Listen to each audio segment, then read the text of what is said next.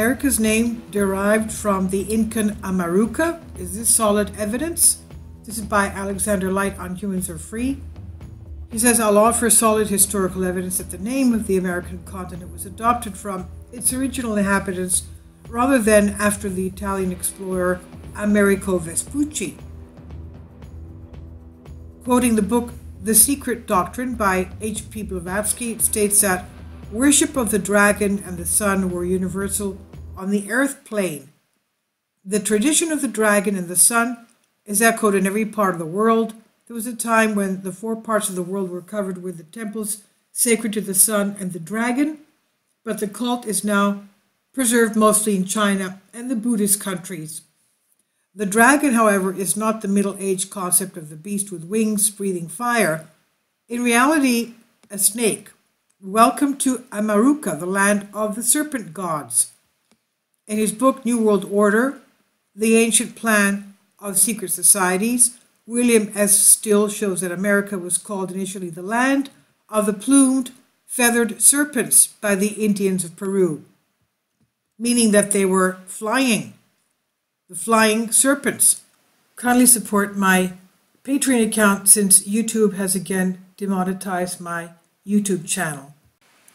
The daily posts are 5 videos daily, and they are totally different from what I have on my YouTube channel. Thank you so much for your support and that you find all my content so interesting. You'll find the Patreon account details in the description box below. James Pierce researched an article written in the Theosophical Society magazine, which gave insight into the word America. He says that the chief god of the Mayan Indians in Central America was Quetzalcoatl, or Kulkulkan, the plumed serpent, a feathered serpent. In Peru, this god was called Amaru, and the territory known as Amaruca. Here states, Amaruca is literally translated land of the plumed serpents. Variation, land of the great plumed serpents. He claimed that the name of America was derived from Amaruca instead of after the explorer Amerigo Vespucci. This further proves that serpent worship was common throughout all cultures. Quote, in the most prevalent versions of American history, the origin of the name America is attributed to the Italian explorer Amerigo Vespucci. Notice the reptilian between Vespucci's feet climbing a column representing America. Just another coincidence, nothing to worry about. He says this popular distortion of the true origin of the native Amaruca may be finally gained more credibility among scholars to restore the name Amaruca to its rightful place.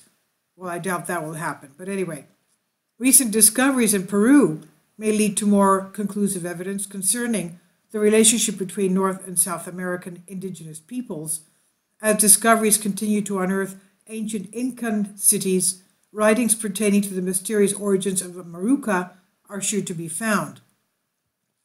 The Incas abandoned their towns and cities and retreated from the treasure-hunting Spanish invaders after the conquistadors captured and executed the last Incan leader, Tupac Amaru, meaning shining serpent, in 1572. Some of the cities have since been rediscovered, but many more are believed to lie hidden in the dense jungle. Why feathered serpents? The obvious question is, why would the native cultures call their home the land of the feathered serpents? Actually, the name should be interpreted as the land of the winged serpents, or even more to the point, the land of the flying serpents, which meant that these serpents had the capability to fly. It's an easy analogy with the Egyptian winged sun, notice the serpents, which in turn derives from earlier cultures going back to the very first civilization on Earth, the Sumerians. Their flying chariots and dragons were also common depictions throughout ancient Asia, making this a global phenomenon. In fact, in China, the dragon is a symbol of imperial authority. According to Chinese legend, both Chinese primogenitors, the earliest emperors Yandi and Huangdi, were closely related to Long Chinese dragon. Since the Chinese consider Huangdi and Yandi as their ancestors, they sometimes refer to themselves as the descendants of the dragon. The dragon, especially yellow or golden dragons with 5 claws on each foot, was a symbol for the emperor in many Chinese dynasties. The imperial throne was called the dragon throne. The falsification of history? Voltaire says, history is a lie commonly agreed upon. Michael Tsarian, Astrotheology and Sidereal Mythology, says, we may fairly agree that the subject of history is commonly taught. It's one of the most boring of all subjects, but the study of how the subject of history has been manipulated is surely one of the most interesting of all subjects. Now, why falsify history? If a reptilian species of extraterrestrials ruled the earth in ancient times and your family was left in charge as their direct descendants, wouldn't you do the same?